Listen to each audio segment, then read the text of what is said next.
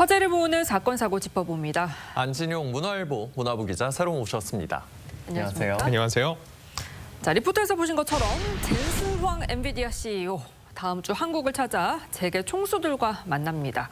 워낙에 깐부 회동이 화제가 됐던 만큼 이번에 제2의 깐부 회동 성사될지가 초미의 관심사예요. 네, 젠슨 황 엔비디아 CEO 같은 경우는요, 6월 1일부터 4일까지 대만에서 열리는 AI 컨퍼런스를 마친 직후 한국으로 오게 됩니다. 네. 지난해 이 깐부 회동 이후 약 7개월 만인데 당연히 누구를 만나는지가 가장 궁금해질 수밖에 없습니다. 예. 그 면면을 말씀드리면 최태원 SK그룹 회장, 구광모 LG그룹 회장, 이해진 네이버 의장, 정의선 현대차그룹 회장 외에 그리고 또 이재용 삼성전자 회장이 만날 수 있을지 주목됐는데 다만 이재용 회장 같은 경우는 해외 일정이 있어서 만날 수 없는 상황으로 전해졌습니다. 예. 그런데 이 젠슨 황이 한국에 온다는 소식이 전해지자 벌써 주가가 치솟은 기업들이 있습니다. 이게 정말 젠슨 황 효과라고 볼 수 있을까요? 딱히 젠슨 황 효과가 아니라고 볼 수가 없을 것 같습니다. 네. 왜냐하면 젠슨 황 CEO가 LG와 만난다는 얘기가 들리자마자 곧바로 지난 29일 주가가 상한가 가까이 치솟았습니다. 그리고 단순히 LG전자뿐만 아니라 관련 주들 역시 똑같이 치솟는 모습을 보여줬는데 그 이유 중에 하나는 뭔지 생각을 해보면은 지금 LG는 이 피지컬 AI에 굉장히 주력 산업으로 신경을 쓰고 있다는 거죠. 예. 이번 미팅을 통해서 이 협력 모델이 확장될 것이라는 예상이 나오고 있고요. 상대적으로 다른 그룹들에 비해서 왜 LG의 주가가 더 올랐는지 놓고 봤을 때 지난해 깐부 회동 때는 상대적으로 LG가 좀 소외돼 있었습니다. 네. 그런데 이번에는 LG 구광모 회장이 들어감에 따라서 LG 역시 이젠 젠슨 황 효과를 톡톡히 보고 있다고 분석할 수 있습니다. 네, 젠슨 황 CEO 행보 하나하나가 주목을 받고 있죠. 지난해 한국에 왔을 때 치킨 먹방이 더 화제를 모았는데요. 함께 보겠습니다. I'm gonna have to. I'm gonna. Okay. Cheers. This is the best way to enjoy chimek. Yeah, of course. Wow. Yeah, this is fantastic. Thank you. Come back. Thank you. 이 젠슨 황이 우리나라에서만 먹방을 보여준 것이 아닙니다. 중국에서는 또 길거리 짜장면을 먹어서 화제가 됐는데 이 짜장면을 맛보기 위해 사람들이 붐비면서 젠슨 황 CEO의 이름을 딴 메뉴까지 등장했다고요? 네, 미중 정상회담 중에 저렇게 짜장면 먹방을 길거리에서 선보였는데요. 곧바로 젠슨 황 마케팅이 시작이 됐습니다. 예. 먹방 장면을 담은 홍보 포스터 위로요. 젠슨 황의 중국식 이름 황런쉰을 붙여서 세트 메뉴까지 만들었고요. 그 외에도 젠슨 황이 다녀간 가게가 또 있습니다. 시큼한 맛이 나는 베이징 전통 발효 콩물 또우지를 마시는 장면도 나왔는데 네. 관련돼서도 또 이 가게 앞에 그의 얼굴이 큼직하게 써 붙여졌는데 여기에 나온 문구는 이거였습니다. 억만장자 CEO가 마신 콩음료. 중국 같은 경우는 숫자 8을 비롯해서 부를 상징하는 거에 대해서 굉장히 많은 관심을 보이는데 전 세계에서 가장 부자라고 할 수 있는 사람이 먹었던 음식이라는 게 중국 내에서도 엄청난 반향을 불러일으킨 거죠. 네, 이번 방안에서도 만약에 먹방 회동이 이루어진다면 메뉴는 뭐가 되면 좋을까요? 저는 삼소 회동을 기대를 해보고 있는데 네. 삼겹살의 소주입니다. 왜냐면은 지금 길거리 짜장면도 그렇고 이전에 그 치맥도 그렇고 젠슨 황 CEO는 약간 서민들이 즐기는 음식을 주로 먹는 걸로 저는 보여지거든요. 그렇기 때문에 아마 삼겹살의 소주를 만약에 먹게 되면은 근데 치킨 먹을 때는 과연 저 재벌들 중에서는 누가 치킨값 결제할까가 화제였잖아요. 만약에 삼겹살 먹으면 이제 누가 고기를 구울까가 또 화제가 되지 않을까라는 생각도 있고 한국에 또 이 삼소가 이미 드라마나 영화를 통해서 상당히 많이 알려져 있기 때문에 만약에 젠슨 황 또 CEO가 이런 회동을 하게 된다면 또 세계적으로 한국의 이런 식문화가 더 알려지지 않을까 기대를 하고 있습니다. 네. 다음 소식입니다. 북중미 월드컵 개막을 앞두고 축구 실력을 뽐낸 특별한 선수가 등장했습니다. 바로 로봇 아틀라스인데요. 패스와 슈팅은 기본, 고난도 기술까지 척척 선보였는데요. 손흥민 선수 어떤 평가를 내렸을까요? 윤우리 기자입니다. 로봇이 공을 몰고 움직입니다. 패스를 주고받고 골대를 향해 슈팅도 날립니다. 상대를 속이는 동작까지 축구 선수처럼 해냅니다. 현대차 자회사 보스턴 다이내믹스가 만든 휴머노이드 로봇 아틀라스입니다. 가장 눈길을 끈 건 라보나킥입니다. 공을 찰 듯 오른발을 내밀더니 왼발을 뒤로 감아 강하게 공을 차 골망을 흔듭니다. 실제 축구 선수들의 움직임과 관절 각도, 하중 분포를 AI가 학습한 뒤 3주 동안 반복 훈련을 거쳐 완성한 기술입니다. These past weeks, Atlas learned to move through football. And while doing so, he mastered a new move. We called it the Ghost Rabona. 아틀라스는 골을 넣은 뒤 우리 축구대표팀 주장 손흥민의 찰칵 세리머니도 따라했습니다. 영상을 본 손흥민 선수도 감탄을 금치 못했습니다. No way. Is that real? Definitely better move than some athletes. So. 현대차는 이번 축구 동작이 앞서 공개했던 냉장고 운반 작업보다 난도가 높았다고 설명했습니다. 그런데도 훈련 기간은 더 짧았다며 로봇 학습 기술이 빠르게 발전하고 있다고 밝혔습니다. 축구하는 아틀라스 영상은 공개 닷새 만에 누적 조회수 3,300만 회를 넘겼습니다. 아틀라스는 다음 달 개막하는 북중미 월드컵에서 사상 첫 휴머노이드 홍보대사로 축구 팬들과 만날 예정입니다. TV조선 윤율입니다. 네, 조금 전 보신 아틀라스가 보여준 고난도 기술, 이 라보나킥, 이 남자라면 누구나 한 번쯤 시도해봤다가 넘어졌던 기억이 있을 텐데 이 도대체 어떻게 한 거예요? 이거 어떻게 할 수 있는 거죠? 이게 가능했던 이유는 아틀라스가 손흥민뿐만 아니라 메시, 마라도나 같은 전 세계 월드 클래스 축구 선수들의 동작을 다 학습했기 때문입니다. 넘어졌다고 해서 결코 이거를 얕볼 게 아닙니다. 왜냐면 사람들도 저걸 한 번에 라보나킥을 성공시킬 수가 없거든요. 네. 중심을 잃고 휘청인 적도 있지만 결국은 성공을 해냈다는 겁니다. 좀 더 쉽게 설명을 해드리면요. 이세돌이 알파고와 바둑을 둘 때 그때 모든 바둑 기보를 알파고가 수만 개를 다 외웠기 때문에 이길 수가 있었죠. 근데 이거는 좀 이제 정신적인 측면이라면은 이제는 이거를 저렇게 로봇에 투영하는 겁니다. 그러면 로봇이 이걸 직접 수행하는 거. 이게 바로 피지컬 AI라고 볼 수 있는데 단순히 그거를 수행하는 걸 한 번에 그치지 않고 반복 학습을 하다 보면은 더 나은 동작을 수행할 수 있고 더 나아가서 정밀한 인간 동작 묘사까지 가능하다는 거. 이게 바로 피지컬 AI의 궁극적인 지점이라고 볼 수 있습니다. 네, 그런데 아틀라스가 이제는 연습장을 넘어서 월드컵 무대까지 노리고 있다는 얘기도 나오는데요. 시축 가능성이 거론된다고요? 네, 이번에 북중미 월드컵이 6월에 개막을 하게 되는데 그때 과연 누가 시축을 할지 관심이 쏠리고 있습니다. 근데 왜 이 시점에 아틀라스의 모습, 또 라보나킥을 차는 모습까지 왜 보여줬을까를 놓고 봤을 때 혹시라도 시축자로 이제는 AI 시대에 인간이 아니라 아틀라스와 같은 저런 로봇이 시축을 하는 게 아니냐라는 말까지 나오고 있는 겁니다. 실제로 이 현대차 같은 경우는 아틀라스의 모습을 26일에는요. 축구 선수처럼 몸을 푸는 영상, 27일에는 페널티킥과 라보나킥을 차는 영상까지 보여줬죠. 즉 순차적으로 더 발전된 모습을 보여주고 있습니다. 그게 결국은 궁극적으로 북중미 월드컵에서 시축을 차게 되는 아틀라스의 모습을 보여주기 위한 것이 아니냐라는 관측이 나오고 있는 거죠. 네, 그런데 이 전 세계 로봇 기술 경쟁이 치열한 상황인데 이 아틀라스의 움직임 정말 세계 최고 수준인데 넘어서야 할 과제도 있다고요? 그렇죠. 바로 실전 경험이 좀 부족한 걸로 알려져 있습니다. 이 로봇 평가 사이트인 이 로보잽스에 따르면 이 아틀라스는 뭐 중량이라든지 들 수 있는 중량이라든지 팔의 길이, 도달 범위 이런 것들은 뭐 세계 4위 수준, 활동량은 상당히 좋은데 실전 경험이 아직 부족하다고 하네요. 근데 실전 경험은 빠르게 쌓을 수 있겠죠. 아까 말씀하신 그 이세돌 사범과 그 알파고의 대결이 딱 10년 전에 있었던 거거든요. 그 당시에 인간의 지능을 뛰어넘었다고 했는데 이제 피지컬 AI가 이제 인간의 이런 육체적 이런 것까지 지금 따라오고 있는 상황 아니겠습니까? 중국의 그 로봇이 100m 달리기를 제가 기억할 때 작년에 한 20초 정도였는데 올해 그걸 절반으로 단축을 했었거든요.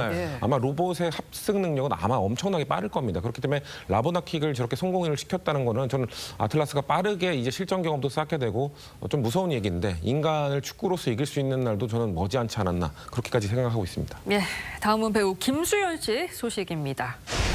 AI 조작 등을 통해 미성년자 교제 의혹을 제기한 유튜브 채널 운영자 김세의 씨.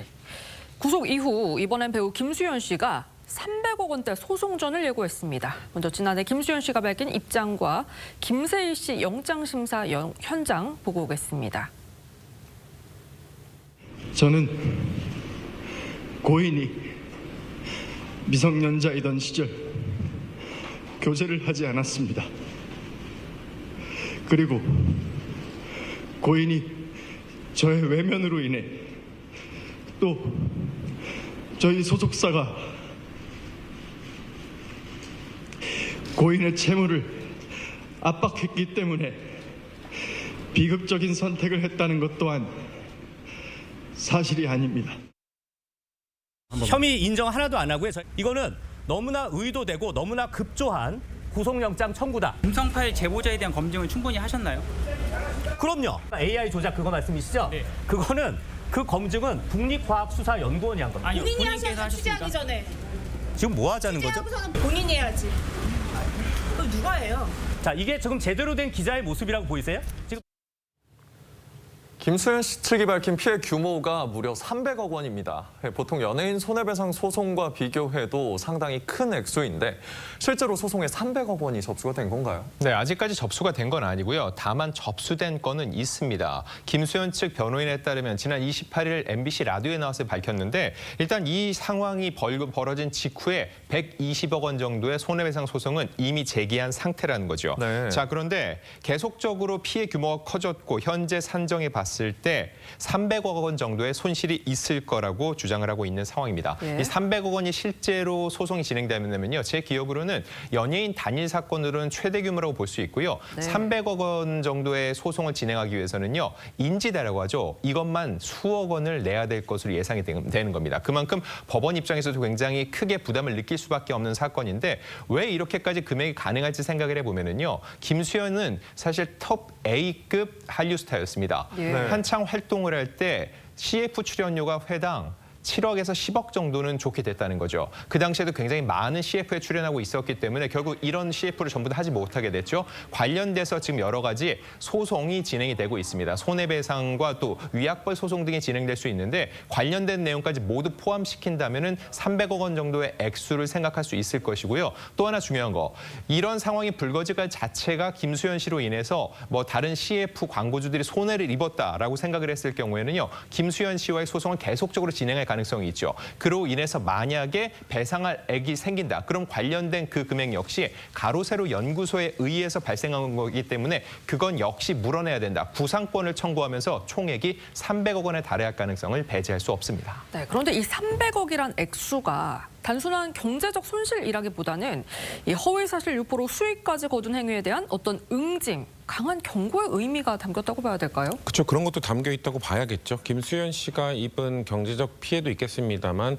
김수현 씨가 저런 것들, 그러니까 이른바 사이버 레카라고 하잖아요. 확인되지 않은 소문을 갖고 의혹을 확대시키고 대중으로 하여금 그런 것들을 마치 사실인 양 받아들이게 하고 그런 좀 대중이 좀 흥미를 느낄 만한 주제를 계속 자극적인 썸네일이나 이런 걸 통해서 그들을 유입을 유도하고 그런 걸 통해서 수익을 얻는 그런 것들을 통해서 사실상 막대한 수익을 거뒀기 때문에 저는 김수현 씨의 그 개인에 대한 그 경제적 손실뿐만 아니라 본인이 그걸 이용해서 거둔 이익 이런 것들도 전 300억에 포함이 되어 있다고 보고 아까 그 영상을 보지 않으셨습니까? 출두할 때 그 뻔뻔한 모습, 파렴치한 모습, 본인이 지은 죄에 대해서 저렇게 전혀 뉘우치지 않는 모습 어떻게 저렇게 당당할 수 있죠? 한 사람의 삶을 파괴하는 행위입니다. 허위 사실을 유포하고 본인이 그냥 생각하는 것들을 그냥 마음대로 떠들고 그걸 자극해가지고 대중으로부터 수익을 얻는 저런 그 사이버레카에 대한 저는 처절한 응징이 있어야 된다고 보기 때문에 저 김세희 씨 한 명을 향한 이런 응징이라기보다는 아마 그런 행위들을 하고 있는 수많은 사이버레카들에 대한 대표적인 전 응징이 될 수 있다. 상징적인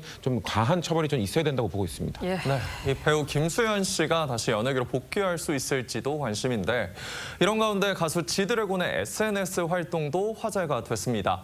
김수현 씨 측 입장문을 올린 SNS 게시물에 좋아요를 눌렀다가 취소를 한 것이 또 화제가 됐잖아요. 네, 맞습니다. 두 사람이 어떤 인연이 있을지 생각을 해보면요. 이번 논란이 불거지기 전에 김수현 씨가 지드래곤이 진행하는 예능에 함께 출연을 했었습니다. 네. 그런데 이 논란이 불거지면서 결국은 완주할 수는 없었는데 그 직후 이런 일이 발생을 했던 거고 이번 해당 그 조작에 대한 경찰 판단이 나온 직후에 관련된 SNS에 좋아요를 눌렀다는 거는 지드래곤이 해당 내용에 대해서 본인도 긍정한다, 나도 인정한다 이런 의미로 해석할 수 있죠. 네. 근데 논란이 불거지자 결국 이거를 취소를 했다는 겁니다. 처음에 눌렀을 때는요. G드래곤은 이 김수현에 대한 어느 정도 응원의 마음을 담았다고 볼 수 있는데 이와 관련해서 많은 누리꾼들이 얘기를 합니다. 조작극이 경찰 조사임을 통해서 드러났기 때문에 지인으로서 동료로서 응원도 못하는 것이냐. 이렇게 구속이 됐음에도 불구하고 주변 동료들까지 눈치를 봐야 되는 것은 이해할 수 없다는 입장이 있는 반면 또 다른 쪽에서는 이게 경찰 조사 단계에서는 분명히 입증이 어느 정도 됐을지 몰라도 법원 판결은 남아있다. 어느 정도의 법원 판결이 나오기 전까지는 조심스럽게 지켜볼 필요가 있는데 대중적 영향력이 굉장히 높은 G드래곤이 공개적으로 좋아요를 눌렀다는 건 이 사안에 대해서 일종의 마침표를 치는 것처럼 보일 수 있다는 이런 부정적인 의견도 나오고 있는 겁니다. 네, 이제 궁금한 건 그럼 김수현 씨, 연예계 복귀가 가능할 거라고 보시는지요? 사실 당장 어떤 활동을 곧바로 나온다기보다는요. 이미 촬영을 마친 드라마가 나 있습니다. 유명 그 글로벌 플랫폼을 통해서 공개될 예정이었는데 이 작품이 사실상 녹화를 모두 마쳤기 때문에 공개를 바로 할 수도 있습니다. 다만 아직까지는 조금 더 지켜보자는 게 해당 플랫폼의 입장인데 이걸 공개하게 되면 그 시점이 바로 김수현 씨의 활동 재개 시점이 될 수 있을 것으로 보이지만 말씀드린 것처럼 경찰 단계에서는 이미 이거에 대해서 조작이라고 얘기를 했고 어느 정도는 법원도 입증이 됐다고 봤기 때문에 구속을 시켰다고 하지만 사실 대한민국은 3심제입니다. 최종적으로 법원에서 어떤 판결을 내릴지는 아직까지 예단하기는 힘든 상황 속에서 해당 플랫폼 역시 조심스럽게 이 상황을 지켜보고 있는 것으로 보입니다. 네. 다음은 90년대 대한민국 농구 코트를 주름잡았던 추억의 스타 우지원, 전희철 씨 소식입니다. 오랜 라이벌이었던 두 농구 스타, 이번엔 농구장이 아닌 미스 코리아 대회에서 다시 만나게 됐다고요? 이게 가능한 일이에요? 네, 어떻게 된 영문인지 많이 궁금해하실 텐데요. 최근에 미스 코리아 선발대회 서울, 경기, 인천 대회가 있었습니다. 여기에 두 사람이 주목을 받았는데 각각 우서윤 씨와 전수환 씨입니다.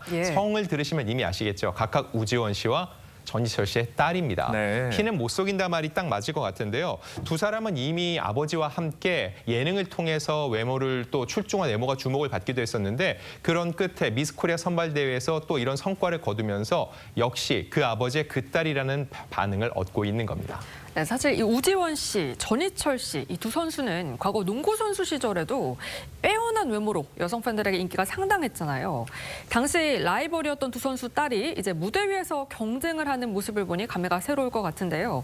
어떻게 보셨습니까? 저도 그 시절에 농구를 참 즐겁게 봤던 사람이기 때문에 감회가 정말 새로운 사람 중에 한 명입니다. 두 분은 사실 그 중학교랑 고등학교는 같은 데를 나왔어요. 그래서 같은 팀 아주 절친한 사이입니다. 근데 대학교 때 이제 연세대와 고려대 이 영원한 라이벌 학교로 가면서 그 당시에는 이제 프로농구 출범 전이었기 때문에 농구 대잔치라고 하죠. 그 당시에 엄청난 인기를 끌었었고 그때 두 분이 각각 연대와 고대를 이끌면서 농구의 인기를 앞장서서 이끌었던 사람들이죠. 근데 두 분 다 실력이 엄청나게 뛰어났었는데 뛰어난 외모 때문에 오히려 실력이 좀 묻혔던 게 아닌가라는 생각이 들 정도로 왜냐면은 우지원 씨 하면은 별명이 그 코트 위의 귀공자였습니다. 그러니까 좀 농구 선수라면은 뭔가 3점 슈터로서 뭔가 다른 실력을 뽐내는 별명이 아니라 귀공자, 얼굴과 관련된 외모와 관련된 별명이 있었고 대신에 전희철 씨는 에어본이라는 또 별명이 있었거든요. 워낙 채공 시간도 좋고 그 당시에는 흔하지 않았던 덩크슛도 자주 구사하는 그런 높은 그 뛰어난 농구 실력을 보여왔기 때문에 아마 그 당시 농구에 향수가 있는 분들은 이 따님들의 또 대결을 보면서 그 시절을 또 떠올리지 않을까 저는 그렇게 봅니다. 네, 농구계 황태자 우지원 선수가 있었다면 축구계에서 빼놓을 수 없는 게 바로 테리우스 안정환 선수겠죠. 안정환 씨 딸의 소식도 최근 화제가 되고 있는데요. 이 미국 명문 사립대인 뉴욕대를 졸업했다고요? 네, 맞습니다. 아내인 이혜원 씨가 SNS에 사진을 공개했는데요. 해당 대학에서 스포츠 매니지먼트를 전공한 것으로 전해졌습니다. 왜 이 과를 전공하게 됐는지 생각을 해보면요. 아버지의 활동을 쭉 딸로서 지켜봤겠죠. 아빠가 선수 활동하는 동안 좋은 선수와 팀의 매칭이 쉽지 않다는 것을 알게 됐다는 거죠. 그런 상황 속에서 요즘 스포츠 시장이 굉장히 커지고 있죠. 법적으로 이 스포츠 시장을 공부해서 좋은 매니지먼트와 마케팅을 하는 게 중요하다는 걸 생각을 했고 결국은 관련된 전공까지 하게 됐다는 거죠. 향후 이 아버지뿐만 아니라 이 안정환 선수를 따르던 많은 후배 선수들이 또 리원 씨와 손잡고 전 세계 시장으로 진출하는 모습을 볼 수 있을 것으로 예상됩니다. 다음은 연일 무섭게 오르는 물가 소식입니다. 오늘도 낮 최고 기온이 30도를 웃도는 정말 때이른 한여름 날씨가 이어지면서 몸보신하려고 삼계탕 찾는 분들 벌써 늘고 있는데요. 그런데 이 삼계탕 한 그릇 2만 원이 넘는다고요? 저도 최근에 가봤는데 맞습니다. 한 그릇이 2만 원이 넘더라고요. 지난달 평균 가격을 보더라도요. 18,154원, 서울 지역 기준이고 지난 1년 전보다 3.7%가 올랐습니다. 이게 인건비, 임대료 등 이 비용이 더욱더 오른 이유도 있지만요. 또 하나 중요한 거, 지난 겨울에 조류 인플루엔자가 있었죠. 당시에 유격종개 43만여 마리를 살처분하면서 가격이 크게 뛴 것으로 보입니다. 여기에 또 중동 전쟁이 있습니다. 사료 가격이 오르고 본격적인 더위와 함께 닭고기 수요가 급증하면서 2만 원의 벽까지 무너져 버린 겁니다. 이 날씨가 더워지면 생각나는 또 다른 음식, 시원한 냉면이 있죠. 하지만 이 냉면 한 그릇 먹기도 만만치가 않습니다. 서울 평균 가격 무려 13,000원까지 올랐다고요? 그렇죠. 이게 사실 원재료 가격 상승도 있고 인건비 상승이 함께 어우러져서 지금 이 가격까지 올라온 건데 평균 가격이 13,000원. 저도 이제 평양냉면이라는 걸 좋아하는데 17,000원까지도 본 것 같습니다. 네. 아무래도 좀 평양냉면의 가격이 조금 더 비싼 것도 있고요.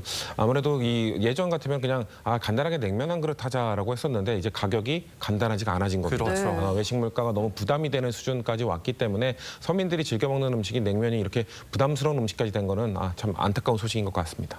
네, 그러다 보니 요즘 유행하는 정말 특별한 냉면이 있다고요? 네, 맞습니다. 불닭냉면입니다. 이게 뭐냐면은 해외에서 우리의 그 매운 라면이 굉장히 큰 화제를 모았었죠. 여기에 냉면 육수를 부어서 먹는 이 음식이 전 세계적으로 화제를 모으고 있는 겁니다. 사실 레시피가 쉬워요. 지속적으로 냉면 가격은 오르는데 상대적으로 맛있게 쉽게 만들어 먹을 수 있다는 것 때문에 화제를 모으고 있는 건데 이런 식으로 이렇게 SNS 중심으로 화제를 모으는 음식들은 몇 가지 조건이 있습니다. 첫 번째는 싸게 만들어야 되고요. 두 번째는 쉽게 만들어야 되는 겁니다. 세 번째는 그 과정이 재미있어야 되고 마지막으로 맛이 있어야 되는 건데 최근에 이 불닭 굉장히 매운 라면을 먹고서는 견디는 챌린지가 세계적으로 화제를 모으면서 여름에는 이번엔 냉면 육수까지 지금 보시는 영상처럼 부어 먹으면은 이 맛있는 냉면을 또 이제 매운 음식을 먹는 챌린지까지 즐기면서 볼 수 있다. 또 지금 보시는 것처럼 영상으로 만들어서 SNS에 올라오면은 조회수가 상당하다는 거죠. 이런 여러 가지 상황들이 모두 겹쳐지면서 SNS상에서 큰 화제를 모으고 있는 K푸드로 새롭게 주목받고 있습니다. 네, 사실 저 불닭 라면 저도 매워가지고 정말 먹기 힘든데 혹시 이렇게 하면 맛있을 것 같은데 먹어보셨나요?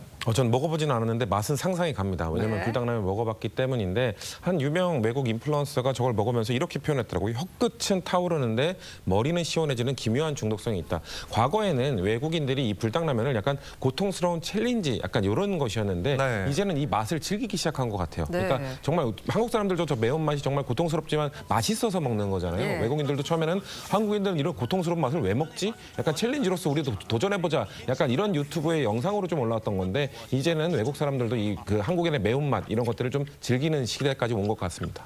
네, 지금까지 화제 이슈들 짚어봤습니다. 두 분 말씀 여기까지 듣겠습니다. 감사합니다. 감사합니다.